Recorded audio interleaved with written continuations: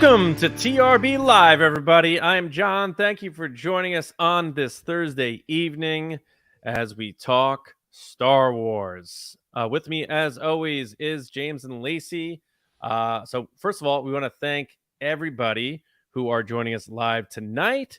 Whether you're going to be here for the whole show or not, just remember the show will be on our channel soon thereafter, and of course on your favorite podcast app tomorrow morning.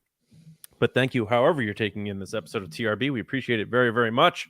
We know it's kind of crazy out there with everything that's going on with the union strikes, the economy, everything's on fire. But what's good is we have our escapes, and one of our escapes that we love, obviously, is a galaxy far, far, far, far, far, far away. Just far, far away in Star Wars. James, Lacey, how you guys doing? You're both wearing black. I missed that memo, looks like. Oh, yeah. I chose black today because I received a hat from work that was black. So I was like, oh, I'll wear a black shirt because I know that's sitting on my desk when I get there. What about you, Gilleran? That's literally the only reason. Big haircut. Big haircut. The annual haircut. I got my haircut. I cut my hair like once a year, really. I cut it all off, which most women will understand. You get to a point where you're like, I'm wearing a blanket of hair. So you cut it all off. And then about 3 days later, you go, why did I do that? I miss my hair. And it's a process that keeps going. Luckily, I didn't give myself bangs. So I feel like I'm like a little bit better off. Yeah, I'm good. Wearing black because it was in my laundry basket. Okay. Very good. Before we get into anything, we have sort of an announcement, but to clear what's going on for us going forward with Ahsoka and stuff. We do have a super chat I think we absolutely need to start the show off with. Sure. So we have a super chat from Justin Jones. Hey, Justin, do you have is that Jenga in your picture? Interesting. Yeah. He said, hey, thank you again from Zach and me for wishing him a happy birthday. Can't say stay to hang. So catch you in the morning. May the force be with you. Justin, of course, no problem. We're happy to do it. Hope Zach had a great birthday. Let us know what you guys did in the comments. Is that a guitar neck? It looks like Jenga for me, but I'm also very far from my screen. So yeah. Doesn't it look like Jenga? It was Jenga too. Yeah, I see now it's a guitar neck. Yeah. Now it's much cooler than what I said. Although if you are into Jenga, that's fine too. But yes, of course. A custom Jenga guitar. But yeah, Zach, hope you had a great birthday, and Justin, thanks for that. We appreciate the support and hope you are enjoying the pods, and hope you had a wonderful time on your birthday. I'm just going to keep this train going because we have a couple more. Rolling. All right. So we have Anders. Hey, Anders, how's it going? He has looks like a frog. Ooh, is that a frog in a suit? Looks like a frog like Jenga. No, it's a frog in a suit. It's like very, hello, like my baby. Toad reminiscent. Steampunk frog. Yeah, it's very cool. Okay, Anders, hi. Didn't mean to digress. He said, hey, guys. First of all, thanks for the super chat. He said, hey, guys, I've listened to your podcast for years, but this is the first time I've made it to your live show. Thanks for all that you do. You're a refreshing bright light in the Star Wars fandom. Thank you, Anders. And your frog. Is it Anders or Anders? I think it's Anders, isn't it? The guy from Workaholics was spelled the same way, and he went by Anders. Oh, my ex-boyfriend from high school, his younger brother was named Anders, and it was spelled that way. So maybe this is him. Maybe it is. Probably not, though. Thank you, Anders or Anders. Correct us in the chat. That's why you're here live, Thank right? Thank you so much. Thank you. Then we're going to continue on for Diamond Figs. What up, Diamond Figs? You were here last week. Said stoked for this chat. Ahsoka's coming so soon. Exciting times for Star Wars fans. Nice. As you guys know, Diamond Figs, great videos on Instagram if you're interested. Really good. Right on. Right on. Thank you for that. And yeah, super chats if you want your comments read on the show, just like that. Those are available. We appreciate those. And of course, we appreciate you just all being here. So if you're having a good time in the chat, please continue to do so. And just a reminder, we are doing Ask the Resistance for our last segment of the show. So if you have any questions that you want us to talk Star Wars, doesn't have to be super chats. Just use the hashtag Ask the Resistance, and Lacey will flag those, and we'll run through as many as we can in our final segment of the show. But before we get to the Resistance Report, we do want to make it clear where we stand currently with everything that's going on with the strikes and with Ahsoka coming up. So here goes, and I am going to read this because it is a little long. But so by now, if you listen to TRB, you know that when it comes to the studios versus the artists, we are 100% in support of the artists. That includes the writers, actors, crew members, and all that are fighting against antiquated contracts in a changing landscape, including the fight against the escalating and potentially immoral use of artificial intelligence. We are listening and watching closely to what is happening and are making it clear we support WGA, SAG, and all involved.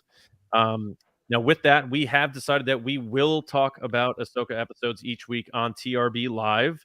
We originally were going to plan a big, huge branded show with giveaways and guests and stuff, but we're stripping it down to just we're going to talk about the Ahsoka episodes on TRB Live as sort of a weird, odd middle ground there. But there are several reasons why we've come to this decision.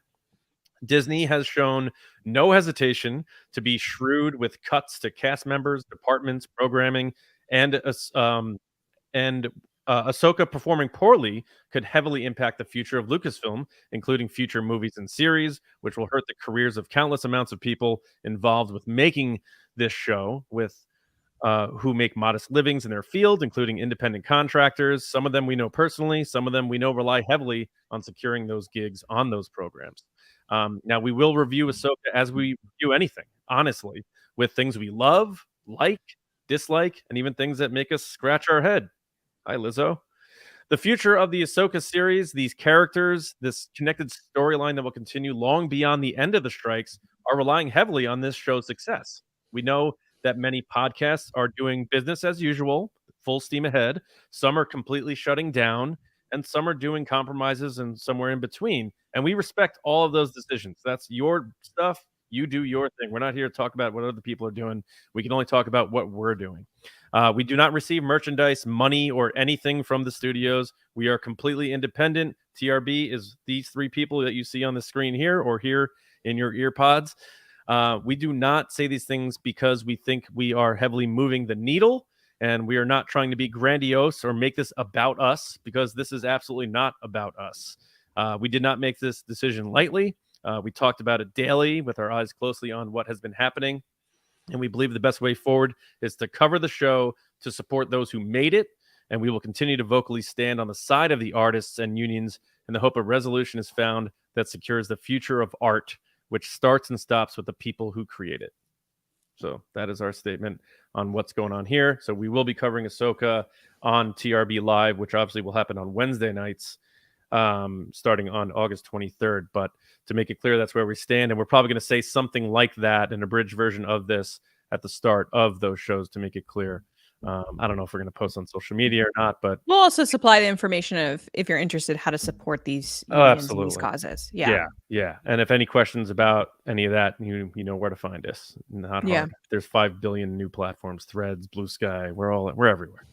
All right, so we're going to get the show rolling now with the Resistance Report. So James Baney, why don't you take it away?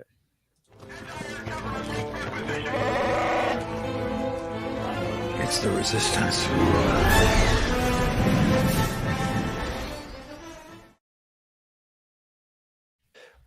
Right off the top, we're going to talk a little bit about the possibility of an Ahsoka season 2, because coming from this article, the Direct, they were talking a little bit about how earlier, before she was not allowed to talk about Ahsoka, Rosario Dawson had been talking about how she was so excited about the possibility of a season 2, and they sort of break down all those things that we've heard before, as far as like, you know, we got that earnings call one time that said Ahsoka season 1, but it didn't have that listing for Skeleton Crew, didn't have that listing for Secret Invasion, because those were sort of seen as more of a one-time thing, where this was possibly a show that could come with a season 2.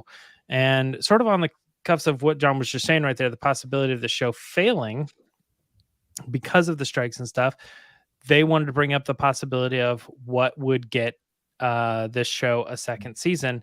And they sort of refer back to, as the evidence of what would get it there, is Rosario Dawson saying it has to be liked by the fans. If the fans like the show and they want to see more of this character, that is the thing that will drive Ahsoka for a second season.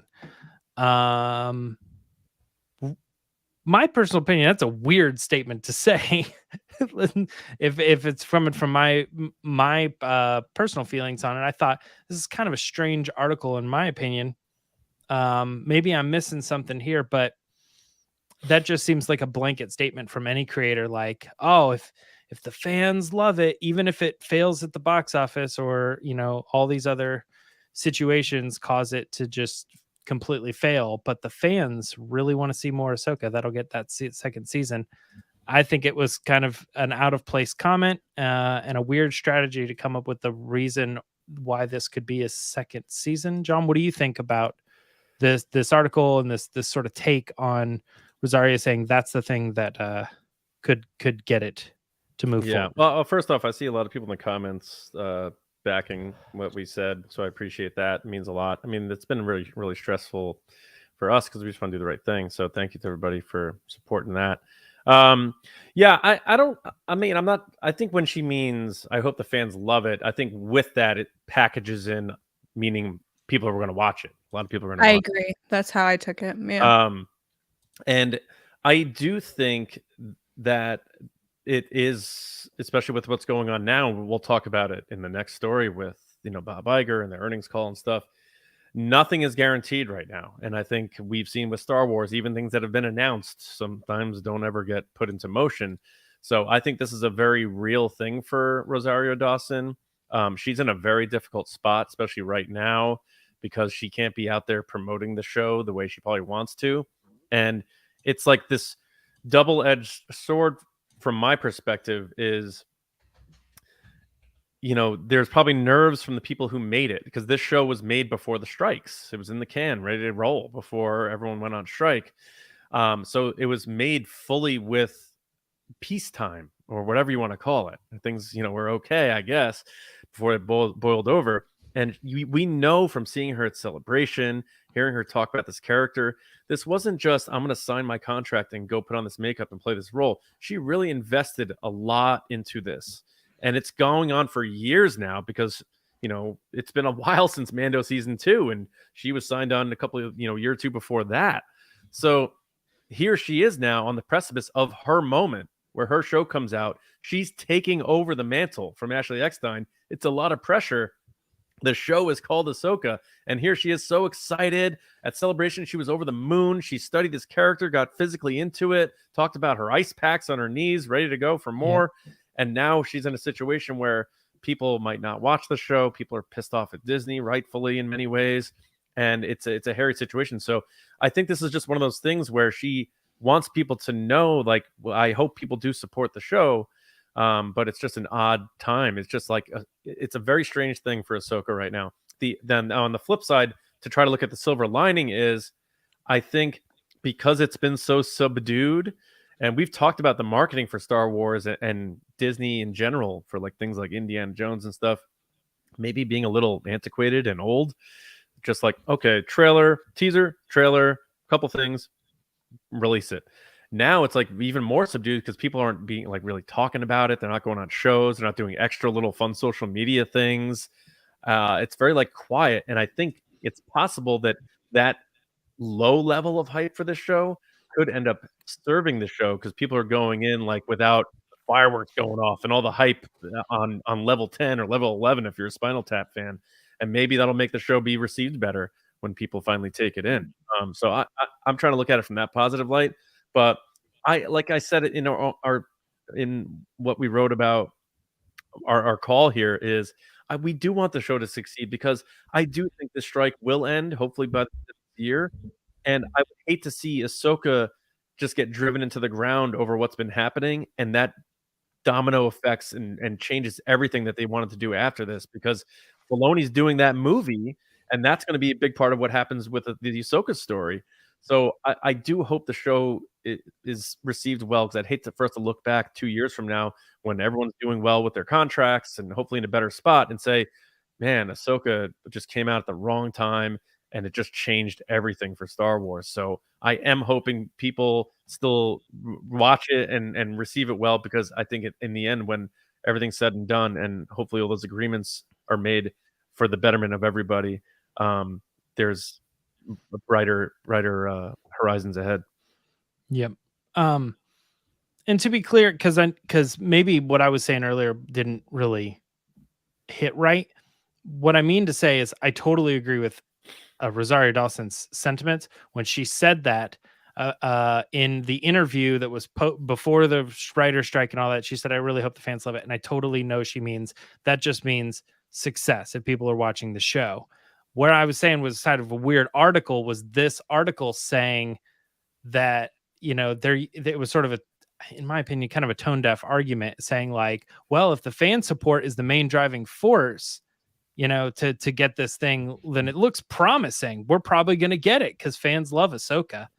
And it's like the rest of the article was about how much we've been looking forward to an Ahsoka show. And so regardless of everything else, it looks like it would get its season 2. And I was like, that's a weird article to write. Because that's not what she's talking about in that statement. She's talking about if people are watching it, and now we're up against people who are saying they're not going to watch it. So it's tricky. So I didn't love the article, but I agree with everything that you're saying as far as, you know, being clear on what's going on here, but still like feeling bad. I don't want to say bad for Star Wars, but sort of like what we've been leading up to. Just it's like a behind the scenes thing, and like we don't want to think about the things behind the scenes. We just want to watch a show that we like, you know, like just we hope to sort out the things behind the scenes first. Lacey, jump in here and explain your feelings on this article and maybe her comments. Yeah, I feel for Rosario Dawson, and I feel for everybody that's working on this show, because it's no mystery that every Star Wars show, movie, project that we've seen from anybody, whether it be TV, film, books, comics, whatever, toys, that whoever works on these things always says like, this is my dream job, this is my dream project. Yeah. I've been a Star Wars fan my whole life. This means so much to me. And Rosario Dawson is no different. She was in from day one when someone fan cast her as this character. She stuck by Dave Filoni in the idea of getting this character on, you know, the big screen, making that jump from animation. She's all about the fans. She's super supportive of everything that's going on.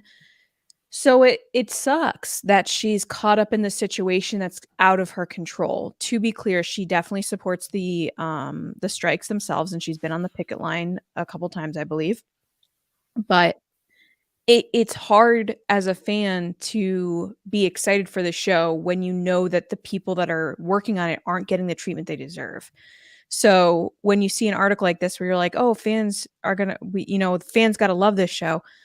It's just already got this kind of weird cloud around it that you're just like, I really want to go into this show with like just excitement and hype and wonder, which I've gone into every other Star Wars project with. And I don't have that, because it feels like no matter what, and this is kind of what we were talking about before, is like, who am I really supporting by watching this? But at the end of the day, our choice, and hopefully fans' choice, is that they're going to watch it because the support is ultimately for the people that are working on this project, like Rosario Dawson. So when I look at this article and she's like, oh, I hope fans really like it, I can only imagine the weight she's feeling, the pressure she's feeling of playing a fan favorite character that people have already made up their minds on what they think about it. Because a lot of people love Ahsoka, which is cool. But then a lot of people have strong opinions about Ahsoka, just like they have strong opinions about tons of other Star Wars characters. So she's coming into this being like, I really hope fans like it. I hope we, represent the legacy appropriately. And I'm hoping for that too for her. I really am. I really hope this show does really well. I would love a second season, even though I haven't even seen the first season, just because I know how much work she's put into this and everybody else has put into this, that for me, it's like, why not? Why not do a second season? There's so many shows that get better in the second season than they are in the first season.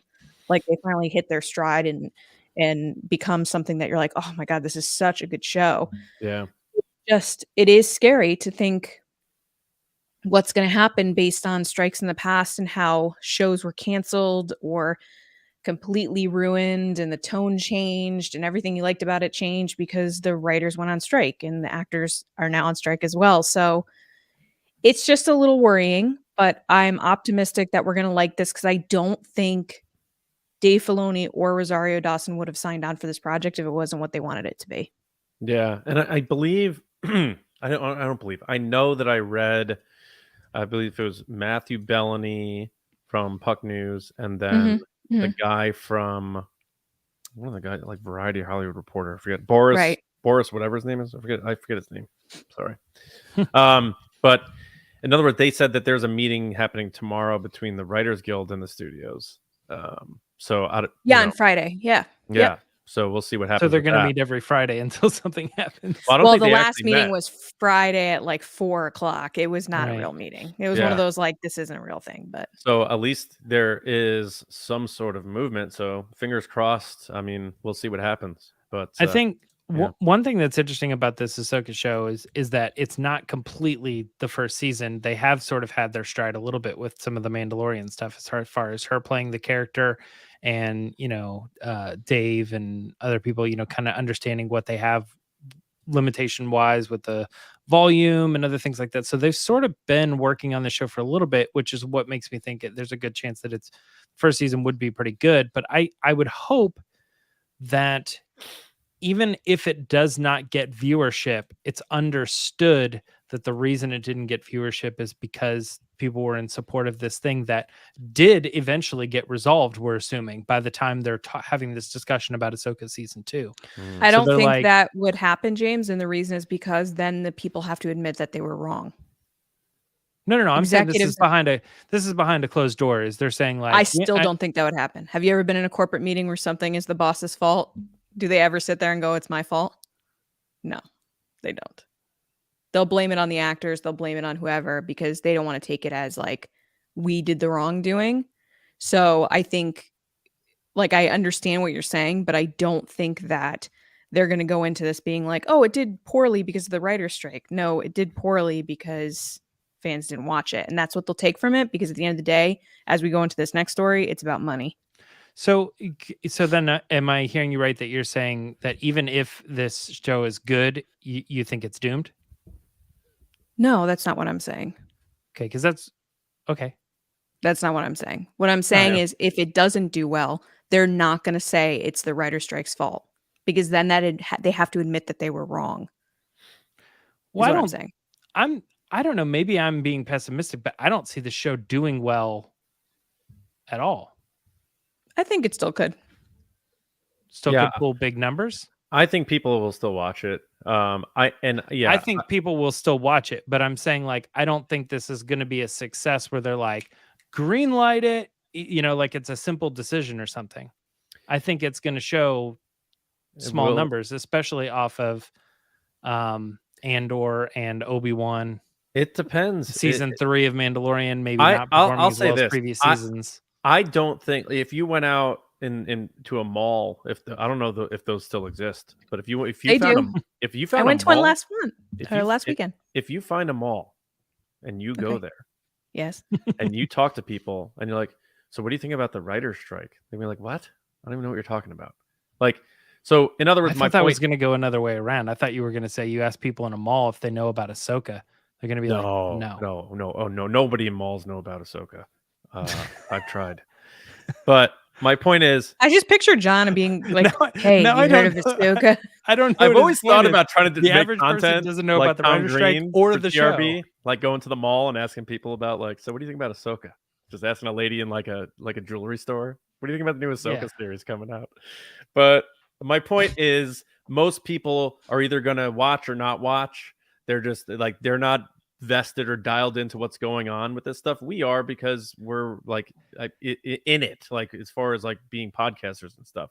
But like my mom doesn't know that the writers are on strike or the actors are on strike. Like nobody really it's going to come down to fan reaction. If fans like it and they talk about it, then it's going to do people are going to be like, oh, there's a new Star Wars show, what is it about? Well, I'm going to check it out. If it's good, I'm going to check out the next one, and that sort of thing. And if it delivers and Filoni makes a hit, then it's a hit. I don't think the viewership of Ahsoka will necessarily be predicated upon the like what's happening with the strikes and stuff. The only thing I think could affect it is the fact that, like I said, Rosario Dawson couldn't go out there and tell fans on the couch of Jimmy Fallon, this is why you got to check out Ahsoka, or Dave Filoni even next to her saying like, all right, so we had this show called Rebels. It took place then, and like get casual fans to be like, all right. That's the only thing I think could be a bit of a problem. But I still think it'll be predicated upon whether it's good or not out of the gate. There's good word of mouth and people go see it. So I hope they don't debut it at. Is there another con festival happening? Because I hope they don't debut it there. I think D23 was supposed to happen this year, isn't it? Isn't D23 happening in like I the think end of the month? D23 is. Yeah, I don't know, but yeah. So I hope it does well because I know how much with this Mandalorian, Skeleton Crew, and that movie, it's all supposed to culminate. I hope everything works out. Especially this is like Dave Filoni finally getting his shot. You know what I mean? Right. So I mean, I agree with all this. I agree with what you're saying, the sentiment behind it. I don't know. I have a bad feeling about the show because of what we were already saying. Is like Lucasfilm bad at marketing. We've been saying that for a while now. Disney. Well, yeah, sure. Well, I think specifically Lucasfilm too, but I feel like they're bad at marketing. They're not really marketing this show, and then they get a huge blow. It's even worse now, And then shows for Star Wars have been kind of iffy. People have been sort of checking out on that, and they don't know this. This show, in my opinion, is sort of it's kind of a risky move because they're bringing Rebels to live action, and they know not everybody has seen Rebels. They're hoping that people saw Ahsoka in The Mandalorian, or they're hoping maybe they watched Clone Wars when they were younger or something. I mean, it's kind of a tough sell, and now they can't even really sell it. I'm going like, I think the show's going to perform poorly, and my hope, Lacey's saying this would never happen, but my hope is that somebody would go, guys, the reason the show did poorly is because we couldn't market it. We know that, and we need to move forward with our plan. This got hit with a bomb. You know what I mean? Like, the reason that failed is because there was a tornado that day. There was a tornado that day. We can't say nobody wanted to go to the show. I think there was a tornado. We couldn't avoid it. That's why there's low ticket sales. I think there will be no tornado. I think there is a tornado. It's happening right now. No. It's a hurricane or earthquake. It's in California. Right, there you go. I think the show will be good. I think people will like it. I think it'll get similar viewership to maybe Obi-Wan, something like that, maybe Book of Boba Fett. And if it is the launching point for something bigger, they'll grow upon it, knowing that there's a path. But I do think, I'm going to stay positive. I really do think this is going to be a good show. I think it's going to have surprises. I think it's going to have some good action. I think it's going to have heart. It's going to have expansion of the Force. And I think Star Wars fans like the mystical stuff. And I think that's part of why Andor may have not had the biggest of ratings. I'm staying positive. I think Ahsoka is going to be good. And I'm excited for it. I'm not saying Ahsoka's going to be bad. I think they're clearly marketing it so far with the same TV spots over and over and over again, with lightsabers and battles and mentions of Anakin. Right. So they're trying. Which is the best thing they can do. For Ray Stevenson, come on. That's another thing. Yeah. Come on. Right. Totally. I'm just so scared. You tell people you get to watch, which ones you watching. There's Obi-Wan, there's Boba Fett, and then there's Ahsoka. And people go, I'll take the first two. It's kind of scary. And I think because it's the other also ones didn't perform as super well either. Right. And we do have to remember that I think there is kind of a snowball effect that if someone didn't like one, they're going to check out for the other. So this is coming after several different series that people didn't necessarily love. And that might impact their feelings about this one as well. Yeah. But that's the kind of thing. Like, I liked Captain America, but like, I wasn't that interested in Thor, but you still go see Thor because it's sort of connected. This is sort of connected to Mandalorian, and people like Mandalorian. But you don't have to see it, though. You could skip it and just go to the next thing and be like, they'll fill you in. Yeah, do you mean with Marvel or with Star Wars? I think both. Yeah. I mean, they're never going to put something out that you don't know what's going on. But I'm saying I think people are more likely to do this because it feels sequely to Mandalorian as opposed to Andor or Obi-Wan. Boba Fett, same thing. People probably watch that because there was a stinger at the end that said, Book of Boba Fett's coming, get ready, James, I think they watched it because it was Boba Fett. I don't think necessarily they watched it because he was in Mandalorian. I think they watched it because it was Boba Fett from the original Star Wars. That was my point a few minutes ago when I said people wanted to watch Obi-Wan and Boba Fett and they don't know Ahsoka. But one of the reasons maybe some people tuned in as well for it was because it was semi-connected to Mandalorian, which is what this has going for it as well. Well, anything else about this particular article, or do we want to move on to the next story? Because we can move on to happier stories. Yeah, happier story. I was going to say, because it just feels like it just keeps going downhill. Because our next story is going to be talking about. I'm trying to keep it positive, man. I think Ahsoka's going to rip. I think it's going to be a good show. We're talking about the possibility. James Baney says Ahsoka's going to stink. It's going to be the headline. Quote me right there. Yep. All right. No, our next story is about Bob Iger's comments from the Disney earnings call. His takeaway about, the future of movies and streaming, and that includes Hulu and ESPN and the merging it all together. His comments on the Star Cruiser, comments on, maybe dialing things back. I guess that's kind of under the movies category, but he talked about dialing things back as far as budget and quantity, which we talked about that story, I think like a week ago, but he sort of clarified it more here and doubled down at least on that. And there was something else he said too, and I can't remember. I just had it in my mind, but it sort of slipped my mind. But how are we feeling? I'll start with you on this one, Lacey, about Bob Iger, and sort of the future of Disney from this like earnings perspective. I'm actually gonna let John go first because it's his boy Bob Iger. My boy Bob Iger, really? You guys are best friends. You said the other day.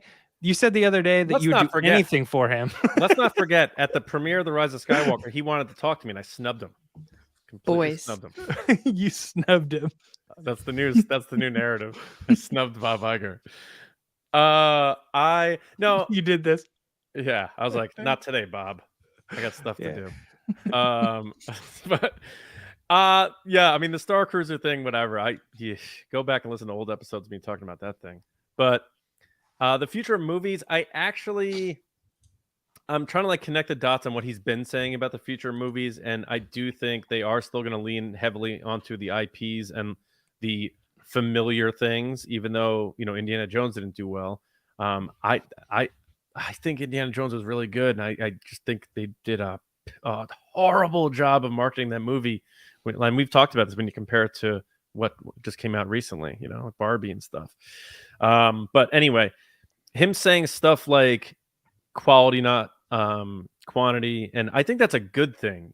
I would rather get one Star Wars movie every 3 years and have it be really meticulously focused on with all hands on deck, as opposed to like ILM Team A is going to be over here with this production, Team B is going to be working on this movie that's overlapping on its production timelines. I would like to see sort of like that more George Lucas approach, where it's like, we are all working on this movie, and that's what's happening. We are still doing our shows and stuff, but as far as our movie productions, we're doing this movie, and we have as much time.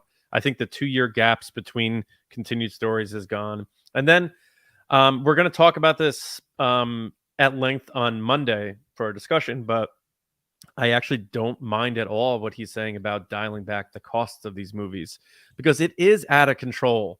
I mean, I know the way movies are made now are different, and I know visual effects, especially digital visual effects, cost a lot of money to make a lot of these shots. But like the original Star Wars was made for 11 million, that would be 55 million today. And I still love that movie. And they had to make creative choices on how they made certain things because there was a budget. And you could say that about a lot of classic movies. I don't think that Indiana Jones and the Dial of Destiny needed to cost $300 million to make. And Solo, it doubled its budget because they had to reshoot it. It's Solo made more money. Yeah, and it had a lower budget than Dial of Destiny, even with the reshoots, the full reshoots. I like the idea of putting the onus on creativity and not saying like, here's your blank check, mess up as much as you want, try as much as you want, shoot as much as you want, whatever that case may be in terms of what goes into production budgets. My only thing is I hope the reduction in budget costs are allocated appropriately so that they make good products, which I think Bob Iger wants to have a legacy. He's not trying to burn Disney down on the ground, so he wants quality pictures made. So that's my positive takeaway on it. Obviously, there are negative connotations to this. What I do find interesting is that I did the old classic Control F search, and he doesn't mention Star Wars once. He's very careful with how he speaks on this. And then there's like the legalese at the end, which is like all in italics. But he didn't really mention this earnings call like a lot of brands by name, and he didn't use it as like a showcase, so to speak. It was sort of more of a lot of generalities, which I found interesting, which to me sometimes makes me think that a lot of things can be moved around, so people can't be like, well, on the August earnings call, you said this. So I think this was one of those holding pattern earnings calls. But I just wanted to start with the things I think could be good for the future, because I am trying to, stay positive about everything once we get out of the weeds of what's happening with the unions. So that's my take. Lacey, what are your thoughts? My thoughts are, holy moly, was this a PR call if I've ever heard one, read one. Like, everything that came out of his mouth, like John was just saying, is like perfectly worded and specifically chosen certain ways and phrases and words. I think the first thing that stuck out to me is that they're raising the price of Hulu and Disney Plus, which I was like, really? For non-commercial, they're keeping it for non-commercial, for ad but tier. still, No, little totally. ridiculous because what's going on? They're not going to have any real new content coming up, Mhm.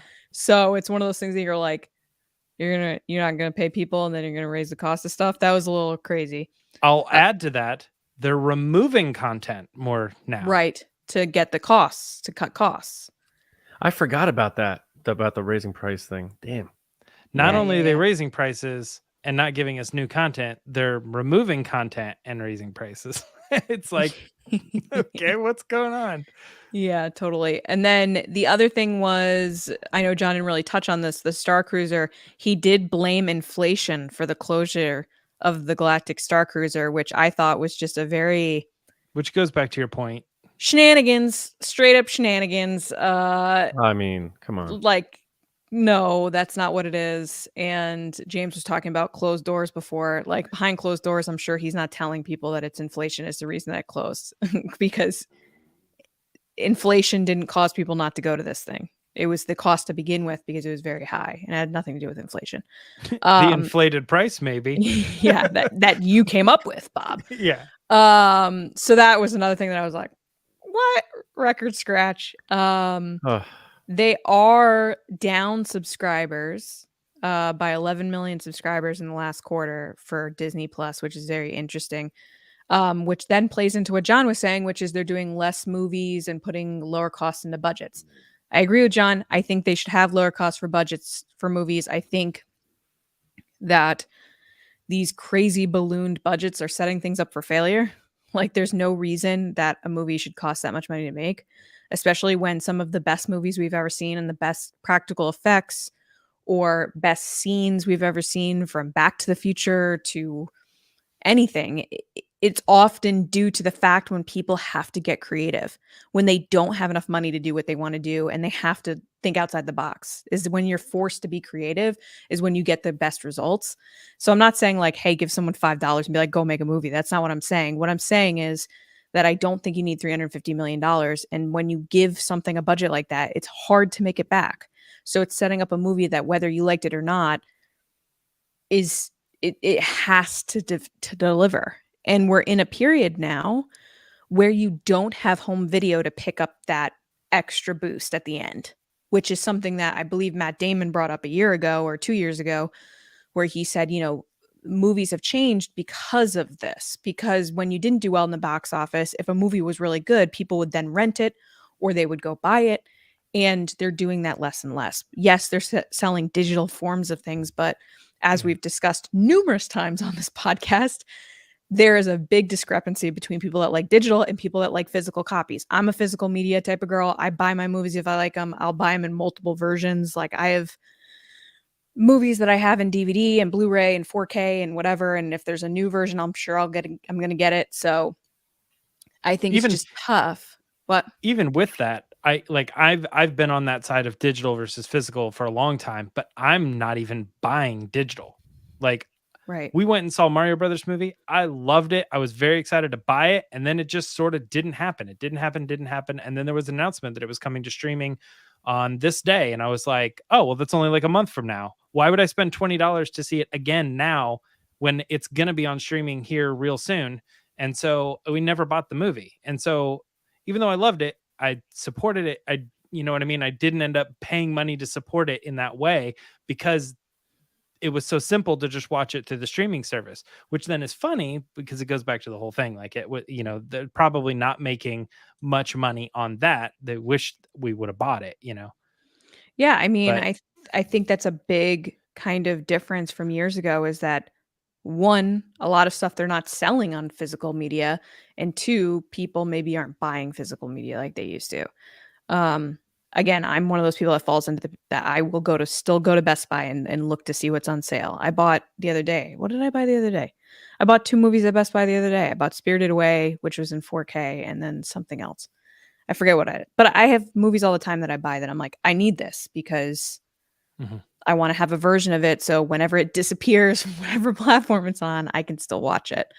And especially now where movies are coming out in 4K and like Blu-ray and stuff, like you're never going to find movies in better quality. So it's like, we've talked about this before. I think it was Quentin Tarantino said that he has like multiple Blu-ray players in his house, like brand new in the box, and he buys multiple versions of movies. So he always has them no matter what happens with technology. Like he'll always have the physical copies and he have multiple players. So then if his player breaks, he has another one. But yeah, I think Disney's in a weird spot right now. They're in a weird spot. I think we can all agree that they know what they need to do to make things right on one side. On the other side, they need to start making better choices on how they're marketing their movies and how much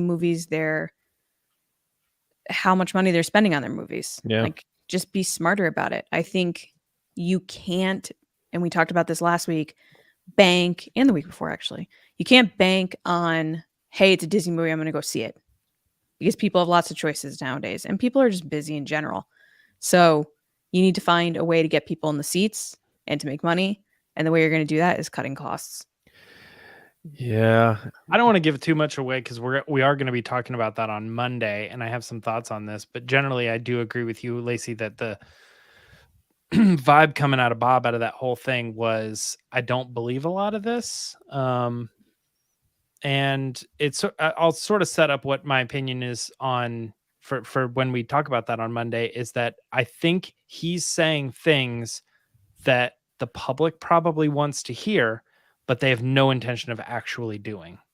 And that sort of thing being like, we're cutting the budget on these things and we're going to be making less of them because it feels overinflated. But at the same time, behind the scenes, they're like, no, we're going to spend money that we've been spending money on the properties that we know can perform the best. We're going to cut costs on like the original stuff that nobody watches, or we're going to be removing that stuff or whatever, cutting the cost there. We're still going to be spending money on our big, huge tentpole properties that, everybody's expecting those to be brought down a peg, but I don't think they're going to do that. Stop doing the live action remakes.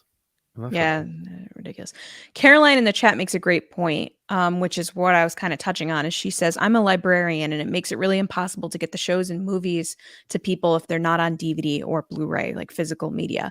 Yeah. And I couldn't agree more. Like places like libraries need physical forms of things because not everybody can afford to buy all these streaming services. Not everybody can afford to go to the movies all the time. So the moment that you take away those types of media from people, you're making it harder and harder for anybody to see something. And I just find that incredibly unfair. Also, that like you should have the ability to see things, whether it's renting it from a library or wherever. Also, like I don't know what the right analogy for this is, but like studios like having the power to manipulate the content and like change stuff and take scenes out. Or, yeah, I don't like that at all. Yeah, especially if the like whoever made the movie's like dead or something, like that's slimy to me. Regardless of what the assumed intentions are or what have you. Like, you know, that I that mean, stuff, it's kind of like, one of those things like when you are like the director or something like that, you're still the person. It's it's like like your burning movie, books, but sort of. you sold it Yeah, to them. yeah, So it's their movie. right. But it's weird because we do put a lot of sort of ownership on like actors and directors and sometimes producers, you know what I mean? It like kind of depends on who is sort of in the light of like who we sort of call like that's their movie. Like Yeah. the one weird exception to that is I feel like sort of like George Lucas, who went against the studios very much to be like, these are my movies. And he's probably like one of the more prominent people for changing stuff. But it's almost like he has this weird license to do it because Well, it's his movies.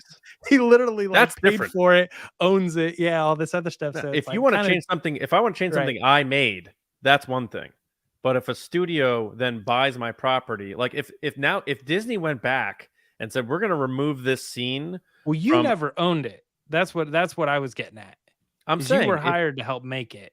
Right. Yeah, I'm saying if Disney went back and said we're going to remove this scene from A New Hope because Han is a little chauvinistic towards Leia or something, that would be, I would lose it. Like, that's horrible because that's George Lucas's movie. You know what I'm saying? If George Lucas wanted to change something himself, fine. McClunky, go for it. You know, it's your movie, dude. So it's hairy. I still like physical media, but Yeah. plus you get the digital copy with it anyway. I just have a thing that's like I like my shelf with all my movies on it. Yeah. It's just I like having it, and I can't wait to like It's go not that through them this with turned my into a daughter. You know, physical versus digital conversation. well, it's just because it's such a big moneymaker that they're just forgetting about. Yeah. I And feel. just so people know, the chat on our end is down, so we can't put Lacey's unable to put the comments on the screen right now. I'm not ignoring you. I swear, guys. I'm We're- reading on a separate screen. We're literally multitasking. We're behind trying the to like, scenes, like we're trying to like copy and paste important things and say it on the show. Mhm. yeah, we're pasting Ask the Resistance into the chat and stuff. Audio listeners are like, I don't care, man. Just give me the show. Give me Yeah. the fun." Angry Magma's Yeah. like, I'm late. You're Yeah. not. It's cool. Yeah. Welcome. No one. Yeah, we're all good. Yeah, we're all good. All right. We, Another story, right, James? Yeah, we have one other story. And it is about Skeleton Crew. Because with that earnings call, there's like usually an official report that comes out that states everything as far as like what's well, there's a lot more to it, but one of the things that we're talking about right now is like sort of like what's upcoming, like what's the slate look like in the near future. And one of the things that we were expecting in 2023, because it had been previously shown in reels that said 2023 was Skeleton Crew, but it does not show up on this list. Now, the way they broke it down is they said, here's the things coming like next week, the week after that, the week after that, and then like this one other date that we have announced that thing coming. And then they give a long list of things that don't have actual dates of when they're coming. But they are notable properties that are coming to this. When you look at this list, it's got things that are way less notable than Skeleton Crew. So if Skeleton Crew was in that reasonable time frame, it probably would be on this, but it's hard to really truly see how far that time frame goes because they stopped listing dates and then they said these other things are coming soon. And like the last 3 tiers above it were just like weeks. So it could only be in the next month or 2 that they're planning on doing this. One notable thing that I noticed was Indiana Jones and the Dial of Destiny. That movie is, I believe, technically still in theaters, right? Yeah, it is technically still in theaters. So it's on that list right now, which means I don't see that coming to Disney Plus in the next couple weeks. Right. I see it. I as think a it just little left. Didn't it just leave? I think it's like right Wrapping there. up. Reducing its amount of.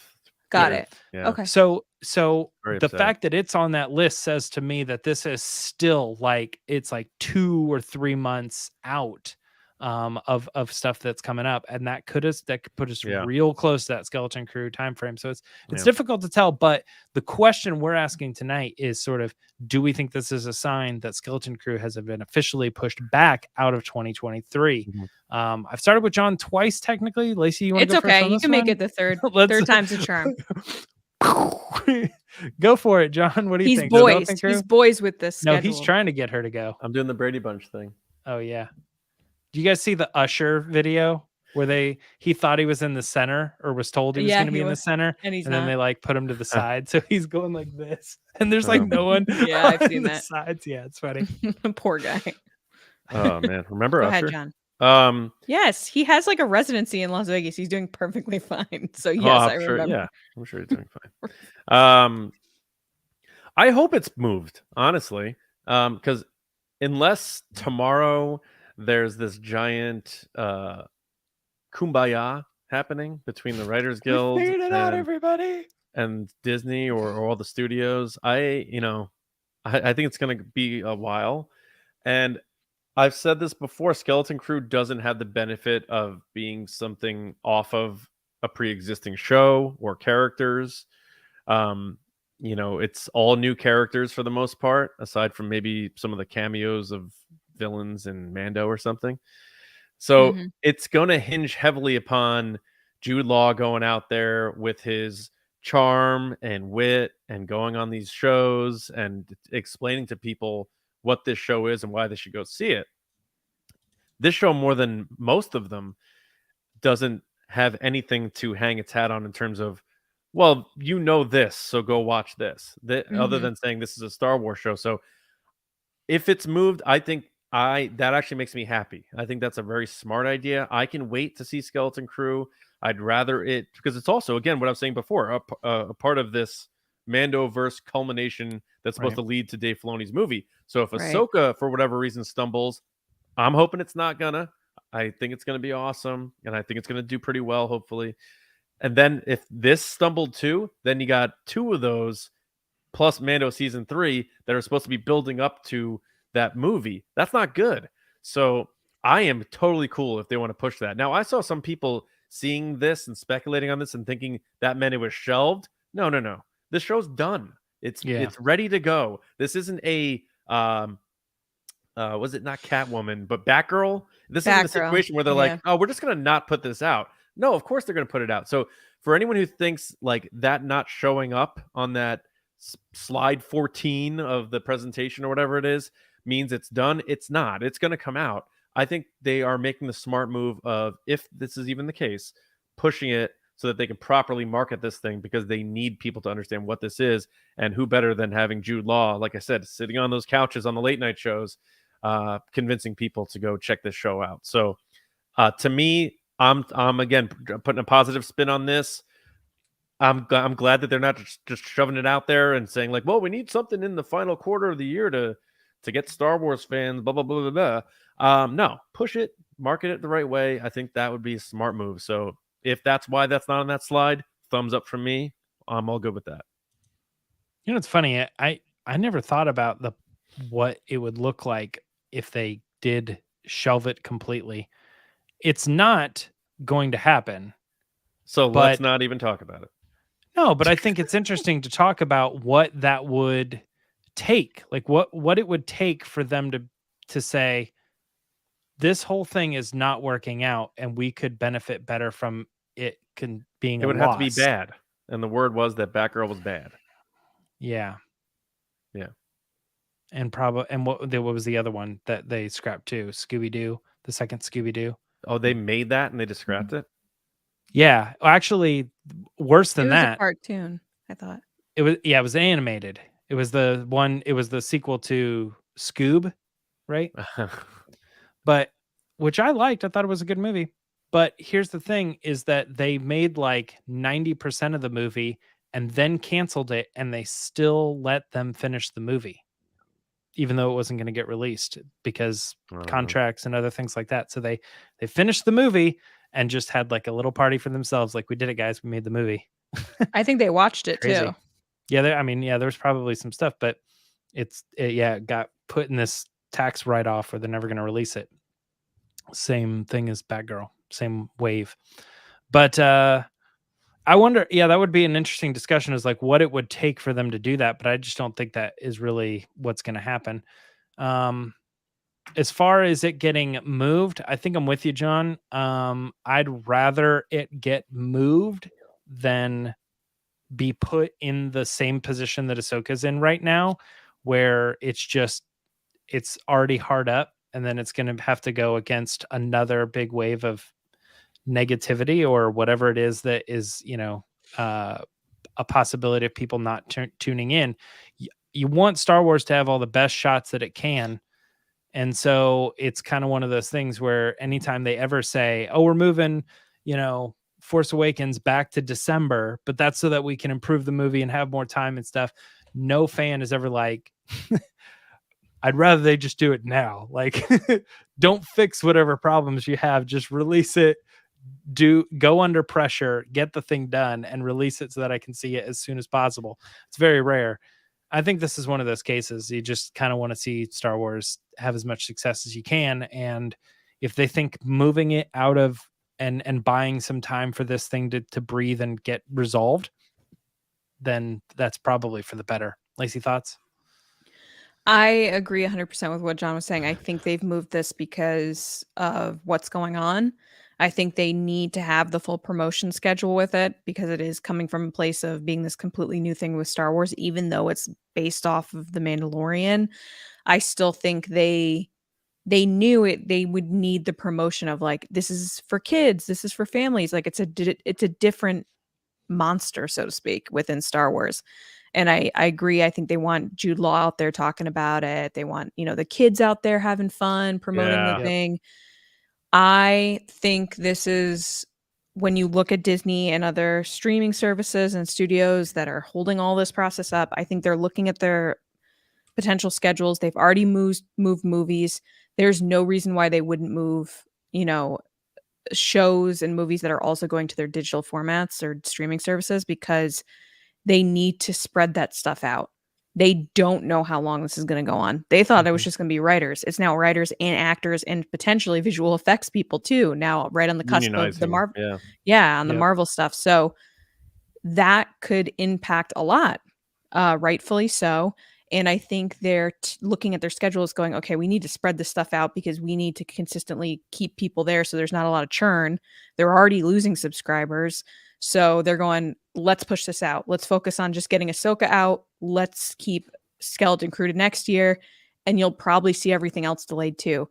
Because at the beginning of the year, when we got a press release from Disney, Skeleton Crew logo was on that press release. Yeah. So we knew it was coming out this year. And we've heard from other people that it was coming out this year, as in who said they were in it? Who said they were in it? Oh, Steve Urkel. Yeah. Yeah, right, said he was in it. So what's his Jaleel White. Yeah, sorry, Steve Urkel. Yeah. He said that it was going to come out for Thanksgiving, Christmas time. Yep. So I would assume they're probably just going to push it to next year, spread it out once they assume things are wrapped up so that they can get full force marketing into it. This show needs it. Yeah. Yeah. And then also just so that things aren't cannibalizing each other. Because as soon as this thing's over, now everybody's going to reformat their calendars and figure out what's going when. Including Celebration. Yeah, so this is no different. No, I think Celebration will be fine. It is what it is. Right. But yeah, that's what I think. I think I don't think there's anything to be worried about. I don't think they're shelving it or doing Batgirl style stuff to it.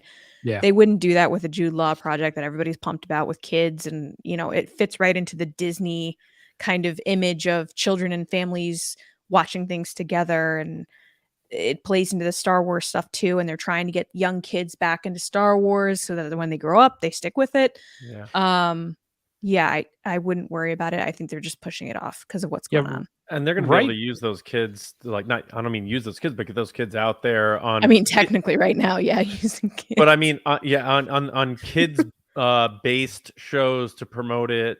Because, remember being a kid and watching shows and being like, oh, I want to be like that kid or something like that. Right. Mm-hmm. And it'll get kids to be like, Mom, I want to watch this show. Oh, what is it? Oh, it's Star Wars? Oh, wow. I used to watch Star Wars. Remember, they called it Stranger Things in Star Wars. Yeah. A lot of people. Amblin, Goonies. Yeah. Kids got into Stranger Things and have grown up with it.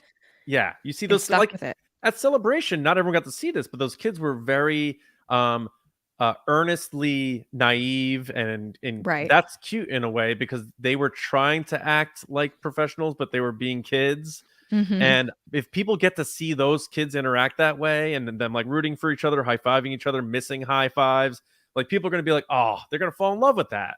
So Mhm, mhm. I think all those decisions went into play. So worry not. Like anyone who's It's like not thinking been it's shelved. scrapped, They're like just spreading out they're making the content. smart move. They're making the right move. Yeah. Mm. I'm sorry I'm calling it content. I know some people hate that. They're spreading out their TV shows and wonderful I think storytelling. it was Hal Hickel who said he hates that. I know, and I feel bad, but that's what everybody calls it. So Yeah. it's just like I get the frustration because it's like I put so much work into it. Don't call it like content. It's weird, like an asset. But at the same time, like when everybody calls it that, it's kind of stuck in your brain. So I'll try better. But yeah, they're pushing this television series Yeah. to a think- later date. I think one thing that they should use in this time is send what you have to Hasbro and just let them make toys in the meantime. Now they're talking about Let- Hasbro making TV shows and stuff. Oh, They're trying well, to get that's with interesting. because Mattel did Oh, yeah. crazy Oh, the man. $1 billion. So now Hasbro, it's been rumored that they're going, well, what toys do we have that we can make into a The movie? toys for their own movies will come out a year after the movie comes out.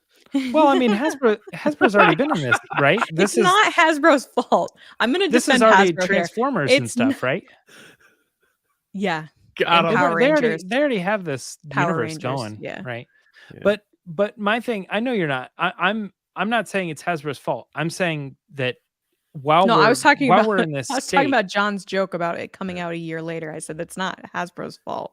that's what I'm Hasbro saying. would I'm release saying, I toys know whenever they I want. know what you're saying is it's not Hasbro's fault. I'm not saying that either. All I'm saying is that in this downtime, just send what you have, these characters and stuff, to Hasbro and let them make toys. Have the toys ready to go when the show comes out or when you're promoting the show, because you're going to want, get this, kids to buy toys of the kids that they admire on the screen. Yeah. You know, this is that opportunity. And you know what? It might be up against a little something because you're already pushing it back, and it might, I don't know, just be in a weird spot.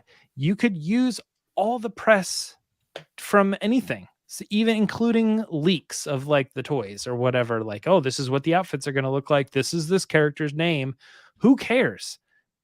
Get the toys ready for Skeleton Crew, please. That's all I got to say about that resistance All report. right, What? Forrest. Yeah. Well, that I was going to move into the next story, but we don't have another story, so We do not. That's the end of resistance report. Yeah. Do we want to get started with Ask the Resistance then? Yeah, let's get into it. All do right, it. let's go. I've been wondering, what are midichlorians? John, are you doing this? Do you talk first? I talk first. I can do it. You want me to do it? I know that we have a bunch of questions because they are stored in a different chat. Because Yes. we we did did the the But I old- have We are a ready bunch to of them go. queued up. So like Yeah. however you want to do this, I was going to put them in the chat and then bring them on the screen myself, because weirdly enough, guys, Mhm. I can make comments to you, but I can't see your comments. So I have two screens. I have like, I feel like Iron Man, Batman. I have like multiple screens up. I'm like looking to see what you say. So like, Home Dam is what your name is. I'm sorry if I'm slaughtering that. You said Hasbro is selling E1 to Lionsgate, and that's exactly true. Hasbro's not looking into their stuff. They're like looking to sell their stuff to Lionsgate. All right. Ooh. So First let's- question. Let's do this first one from Semperfi Danny. So we're gonna do one of Danny's questions. He sent in a couple, but we're gonna go with this one. Will we get an Ahsoka trailer or maybe TV spot with Anakin/Darth Vader before the series debuts? James, what do you think? Got 2 weeks. Less than 2 Man, I'm trying to base this on what your guys' opinion of Rogue One, but I think that would be a smart move, and they won't do it because they're trying to preserve a secret. So I I'm agree gonna with say that. no. I agree with that completely. I think Dave Yeah. Filoni likes I think he's obsessed with the theatrics of the reveal. Although I think this is, if it wasn't for Liam Neeson and Obi-Wan, this is probably one of the more worst kept secrets. I think everybody thinks Hayden's going to show up because of the earlier reports about it. And I think he's been sort of like smirking about it. So I agree, James. I think it would be smart to do it. But they won't. I think you said it perfectly. Lacey, what do you think? Yeah, I think that if they were smart, because they don't have a lot of marketing, they would do this. But they're not going to because they don't want to give away the surprise. They want to Yeah. have that online moment that they love to have, They love which it. is, I don't understand it. They've been doing it for years. Like I'm talking back in 2016, They don't know how to market things. 2017, when I was working Is it really? Comic-Cons and they had a Tomorrowland panel and they were very secretive about it with George Clooney and all that stuff. And then that movie totally flopped because they were so secretive. Yeah. I think that if they were smart, they would do this Rogue One style, get it out there so people go, oh my God, Darth Vader. And then they go to watch the show. So here's the comment nobody wants to hear. I think technically they already have had an Ahsoka trailer with Anakin in it. Well, they say his name, yeah. They show him, but it's from Obi-Wan, and they're talking about masters and Vader breathing. Sorry. Padawans, Angry Magma in the chat is saying that Vader's breathing is in it as well. He's right. Yeah. Which can be in the show without him being there. We've seen that in Visions, not the show Visions, but in Visions and Rise of Skywalker. You know, I was like, what? Yeah. Gotcha. Yeah. All right. Next, we have JG from Space, who is asking the question: thoughts on the rumors that Mando season 4 might be a movie instead of a series? Lacey, what do you think? I haven't seen this rumor. I feel really dumb right now, JG. Don't you dare say that about yourself. You're not dumb. I said I feel dumb, not that I am dumb. In this current moment, I feel dumb because I have not seen this rumor. I've seen I usually see everything, and I haven't seen this. Have you guys seen this rumor? I have not. I have seen. I this haven't rumor. either. Oh, you have? But, okay. Star Wars Theory was talking about it a week ago. Mandalorian season 4 canceled to become a movie instead. Is his So, I headline. feel like if Bob Iger is being strategic about his movie choices and is deciding to make less movies and force more people to go to the movie theater than to go to their streaming service and to focus more on movies, then I would say this does make sense because you have Bob Iger saying, people love Mando, people love Grogu, we need to get Star Wars people back into the theater. The Rey movie's been pushed. So they want to make this transition to live action. I could see it happening. I kind of would hate it. So my thoughts on the rumors are I can understand why it's a rumor based on everything that's going around, but I do think it's just a rumor. I also do not buy this at all. I think their most viable series so far overall in terms of quality plus viewership is The Mandalorian. And if you're going to increase your prices and you're trying to still pump up your streaming platform, why would you take away the one viable thing from one of your biggest IPs and make a movie out of it when you already have other movies in plan? I don't buy this at all. I buy this as much as I buy Gal Gadot saying they're making Wonder Woman 3. Which came out today that they're not. That they're not, right? Yeah, they're not. So I imagine that. So I don't think this is the case at all. I think there will be Mandalorian season 4, maybe even Mandalorian season 5, whether or not that they both happen before or after that movie. I think the movie thing is going to be a culmination thing still. There's not going to be a Mando movie. I think Mando season 4 will still come out on Disney Plus to get those Grogu fans still subbing to that slightly more expensive Disney Plus service, unless you like advertisements. James? Yeah, I haven't had much time investigating this rumor at all. Seems like a lot of people were actually talking about it, and for some reason we just sort of missed it, the three of us. But I don't buy this either. I think this is something that I still don't fully understand the Mandalorian movie thing. So this would be even further putting baskets or putting your eggs in that basket. And I think Mandalorian right now is currently doing just fine and exactly what they need it to do.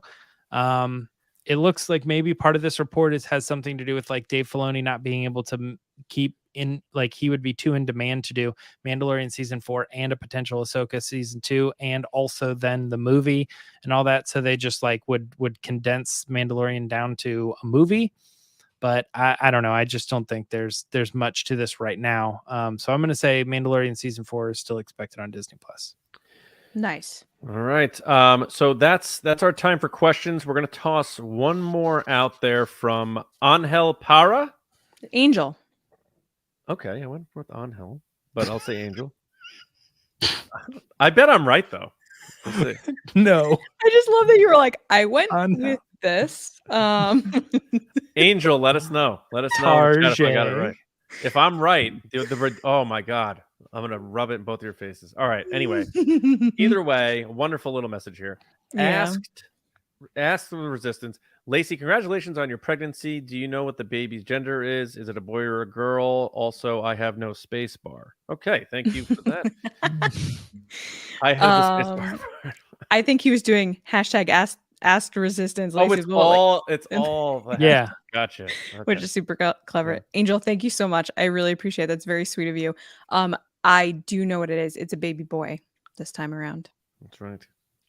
Very excited. Mhm. So All right. everyone's I- joking. It's going to be named Luke or Ben or. Yeah, I agree with Lacey. It is a boy.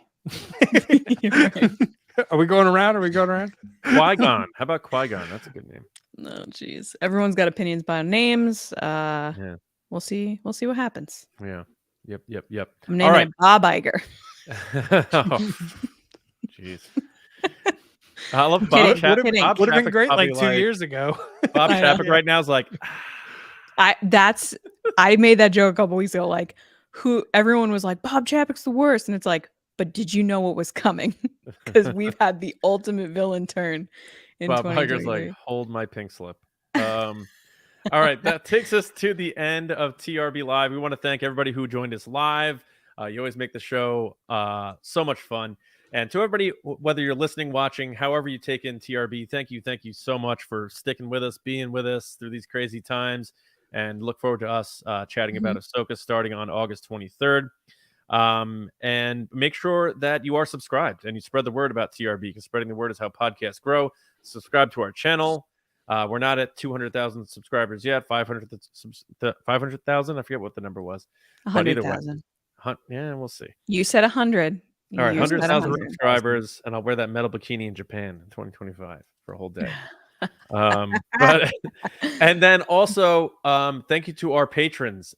You keep the lights on in the base. You keep us going. You allow us to create a lot of content every week, 2 episodes a week.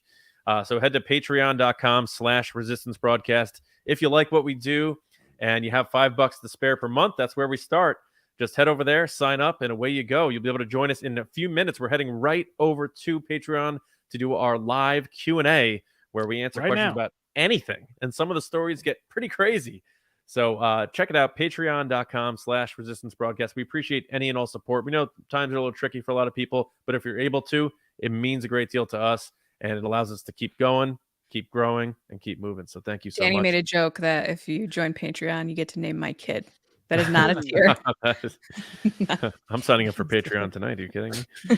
All right. And a special shout out to our generals and spice runners: CARMELO, John, RISI, JETTA, ROSEWATER, Frank Grande, DARTH, HURICANE, Nick KRATZ, Chris Morales, Brian Smith, Matt Chitty, DANI, Mike Ramori, Matt Heath, Brendan McLaughlin, Count Pepto, Sneaky Zebra, Aaron Ellington, Colin Cormier, Jolton Jedi DiMaggio, Diana and Dave Hornack, and Spice Runners David Probus, Neil Shaw, KENDALL, GELNER, Andrew Staley, Jeremy Myers, Michael Fry, and THEFORTWORTHIAN, and all of our patrons, especially in our Discord. It's such a good time. Check it out. Join us. But for me, Johnny Hoey on all those platforms: Threads, X, Twitter, Blue Sky, and my movie podcast, Just Like the Movies. We just put an episode on Airplane. Lacey, you're up. People can find me and my new haircut at Lacey Gilleran on Twitter and Instagram and Threads and Blue Sky, and it's ridiculous. And on TikTok at It's Lacey Gilleran. That means you have to change your profile picture to a picture of you with your haircut. No, I don't, because it's cropped anyway. I still look the same. All right. Well, you said people could find me in my new haircut. So Yeah. my haircut. James, where can people find you in your regular haircut? Well, to be honest, John, He did I get a did haircut. get a haircut, and it's not been mentioned. I actually thought that when I jumped on, but I didn't want to be that person that's like very noticeable. We both got I it did not since get a last haircut. week. Yeah. You can put in @Myra Trunks on whatever social media platform you prefer. Right on. All right. So, patrons, we'll see you in a few minutes. If you haven't had enough of us, everyone else, we'll be back with you on Monday, where we are going to talk about will limited budgets lead to more creativity in filmmaking. But we hope you have a wonderful weekend, and we'll see you next time right here on the Resistance broadcast. See you around, kids.